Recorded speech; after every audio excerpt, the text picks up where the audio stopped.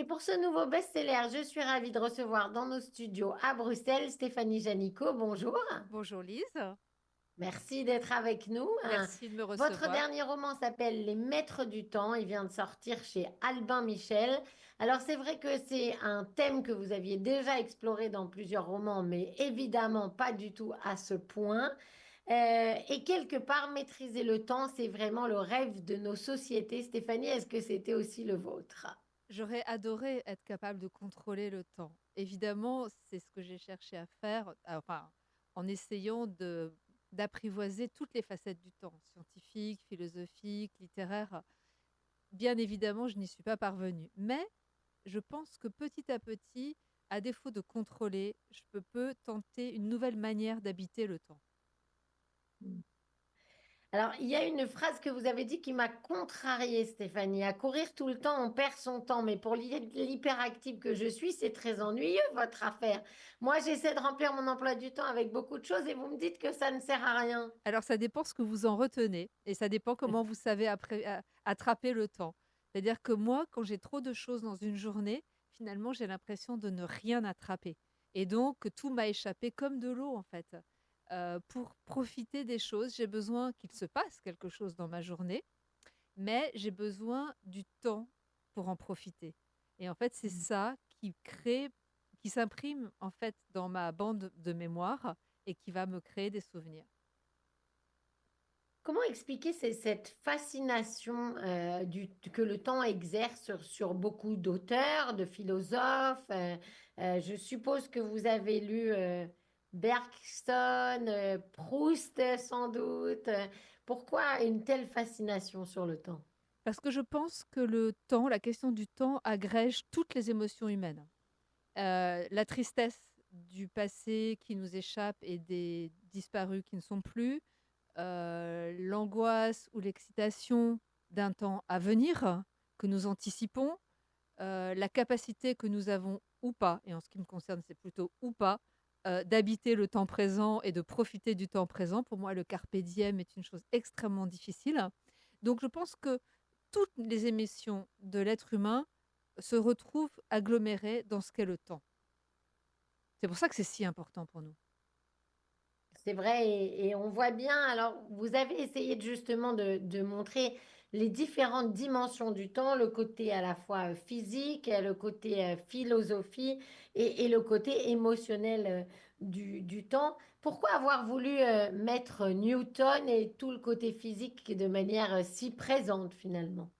Alors, je pensais, enfin, j'avais l'espoir qu'en étudiant physiquement, par la physique, le temps, j'arriverais à en trouver une définition qui me satisfasse et qui me permettrait de contrôler en fait l'émotion que je ressens par rapport au temps. Je m'en suis rendu compte qu'il n'en était rien, mais ça m'a obligée de toute façon à aller étudier quelque chose qui me fascine aussi, qui est l'univers. J'avais déjà écrit il y a longtemps un livre qui s'appelait La constante de Hubble et qui parlait déjà d'astrophysique. En fait, l'observation du ciel, de l'univers, pour moi, rejoint la question du sens, de toute façon. C'est-à-dire que sommes-nous seuls dans l'univers? Comment l'univers s'est-il créé? Cette question de la création, et d'ailleurs c'est exactement celle que poursuit Newton. Pour nous, Newton, c'est une espèce de vieux scientifique qui a découvert le prisme, la pomme qui tombe, la gravitation. Mais en vérité, Newton, il a passé plus de la moitié de sa vie à faire des expériences d'alchimie dans un four pour essayer de retrouver le geste créateur et essayer de retrouver l'essence divine. Et en fait, je crois que dans l'univers et dans la recherche dans l'univers, c'est tout à fait la question du sens qui se pose. Et je pense que c'est ça aussi qui m'a fascinée. Alors, je voulais aller dans le passé et forcément, j'ai choisi la période de Newton, qui est quand même un scientifique absolument génial qui est à la base de la physique moderne. Est-ce que vous pensez qu'on a encore des grandes découvertes à faire du côté du temps? Énorme, énorme, parce que finalement, on ne sait rien. Si on regarde vraiment, on n'a rien découvert du tout. Newton dit le temps est immuable, Einstein dit le temps est relatif, et les philosophes disent on ne sait pas ce qu'est le temps. Donc, et quant à Jean-Pierre Luminet qui a fait la postface du livre et qui est spécialiste des trous noirs, qui est un type absolument génial, il dit finalement les physiciens quantiques ont renoncé à prendre le temps comme donnée d'étude. Donc, finalement, on a tout à découvrir sur le temps. Vous parliez de l'essence divine. Stéphanie Janico, est-ce que vous êtes croyante? Je crois qu'à force, d'étudier toujours l'invisible, c'est que quand même d'une certaine façon, je me pose des questions très, très, concrètes, prégnantes et ça occupe quand même, je pense, une grande partie de mon cerveau. Donc j'aurais tendance à dire oui. Vous auriez voulu être immortel? Bah, c'est une bonne question parce qu'en fait, j'ai passé 7 ans de ma vie à écrire l'histoire d'une immortelle. Depuis, l'Égypte ancienne avec toute l'époque hébraïque, les royaumes d'Israël et cetera, jusqu'à aujourd'hui, qui retrace en fait, je vais dire 1800 ans, 3 800 ans de pensée occidentale et aussi de pensée judéo-chrétienne, gréco-latine. Finalement, je me suis rendu compte en écrivant, de ce que pouvait représenter la pesanteur d'un personnage qui traverserait les siècles. Ça voudrait dire être à jamais condamné à perdre les gens qu'on aime. Et finalement, je ne suis pas mécontente de me dire un jour je vais les retrouver. C'est exactement l'histoire de Tous les hommes sont mortels de Simone de Beauvoir. Mhm. C'est un des romans sur lesquels on comprend à quel point l'immortalité, c'est pas fastoche. Plutôt Retour vers le plus futur ou plutôt Star Wars? Hem, je suis pas très, adepte des films comme ça, les space opéra ou, mais Retour vers le futur m'avait beaucoup amusée quand je l'avais vu, mais il y a quand même très, très, très longtemps et forcément, ça pose cette question qui est géniale, qui est, si nous retournons enfin, si nous sommes capables d'aller dans le passé, alors nous sommes capables de modifier le passé, mais si nous avons modifié le passé, alors nous n'existons plus de la même manière et donc nous n'aurons pas pu retourner dans le passé. Enfin, donc tout ça, c'est une espèce de serpent qui se mord la queue et je trouve que c'est un paradoxe, amusant, voilà. Joe Stern, c'est votre double en un peu plus casse-pied? Oui, vraiment, enfin, en tous les cas, ce qu'elle exprime, c'est la romancière de cette histoire et ce qu'elle exprime, c'est des choses que je ressens très profondément, même si moi je n'écris pas toujours le même livre. Heu, je pense quand même que d'un livre à l'autre, j'approfondis chaque fois des questions laissées en suspens par le livre d'avant. Donc forcément, quelque chose en moi avance avec les romans et finit par former un tout qui me ressemble.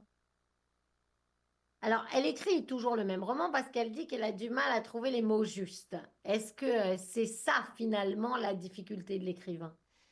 En fait, on espère toujours, écrire son livre, le livre-monde, celui dans lequel on pourra dire tout ce qu'on voulait dire et évidemment, on échoue à chaque fois. J'étais très amie avec un écrivain américain qui s'appelait Russell Banks et donc on discutait de ça et je lui dis: «Oui, mais j'y arrive jamais» et il me dit: «Mais heureusement, parce que c'est grâce au fait qu'on n'y arrive jamais qu'on écrit le livre d'après. Le jour où on aura l'impression d'avoir écrit notre livre-monde, alors on pourra s'arrêter». Ce qui sera jamais le cas. Non, mais en même temps, vous changez, donc c'est logique que vous écriviez d'autres livres. Vous êtes comme tous les êtres humains. Vous Bien n'êtes pas la sûr. même Oui, oui, maintenant bien qu'au sûr. Il y début. a une Mm. évolution très nette qui se fait et c'est sûr que je ne pouvais pas imaginer quand j'écrivais les Matryoshkas, l'endroit où je serais rendue 30 ans plus tard en écrivant Les Maîtres du temps. Après, Mm. on peut y trouver des similarités, en tous les cas une manière de penser qui est similaire, parce que c'est toujours moi. Mais bien évidemment, j'ai évolué et l'âge est très important. C'est ce que j'ai découvert en écrivant La mémoire du monde, c'est qu'en fait, c'est l'histoire d'une immortelle qui a 18 ans pour toujours. Et à un moment donné, elle se retrouve face à une personne, une de ses descendantes, qui a 75 ans. Et cette personne lui dit des choses. Et mon immortel lui dit, mais c'est incroyable, j'ai vécu 1500 ans, et toi, en 75 ans, tu as découvert des choses que moi, en 1500 ans, je n'ai pas découvert. Et l'autre lui dit, oui, mais moi, j'ai vieilli. Et en fait, l'âge, prendre de l'âge, nous donne accès à des choses auxquelles on n'a pas accès quand on est jeune. Et c'est donc pas le temps qui nous donne l'expérience, c'est l'âge aussi. Et le fait d'être confronté à d'autres choses de nous-mêmes qui sont apportées par l'âge. Ma dernière question, Stéphanie Janico, on parlait tout à l'heure et d'essence divine et de ce rapport avec le temps. Je ne sais pas si c'est un livre que vous avez lu, mais ça s'appelle Les bâtisseurs du temps d'Abraham Michel. Et ça raconte justement cet art de maîtriser le temps dans le judaïsme en essayant d'introduire du sacré tous les jours dans sa vie et dans son travail. Est-ce que quelque part ça pourrait vous sembler un secret pour maîtriser le temps? Absolument, je trouve ça génial comme idée. Et non, mais vraiment, c'est presque ce que je disais tout à l'heure en disant: «F Ne faisons qu'une ou 2 choses dans la journée, mais faisons-la pleinement, avec du sacré, pourquoi pas?» Et voilà une très bonne idée. Je n'ai pas lu ce livre, mais alors je vais m'empresser de le faire. Merci à vous. Alors, je rappelle, Les Maîtres du Temps, une aventure passionnante où on voyage entre Shanghai de 2267, Londres de Newton de 1600 et quelques. Voilà, Les Maîtres du Temps chez Albin Michel, Stéphanie Janico. Merci beaucoup d'être venu et pour ce roman passionnant. Merci à vous de m'avoir invitée. Merci beaucoup. C'était Bestseller en partenariat avec l'Heureux Séjour.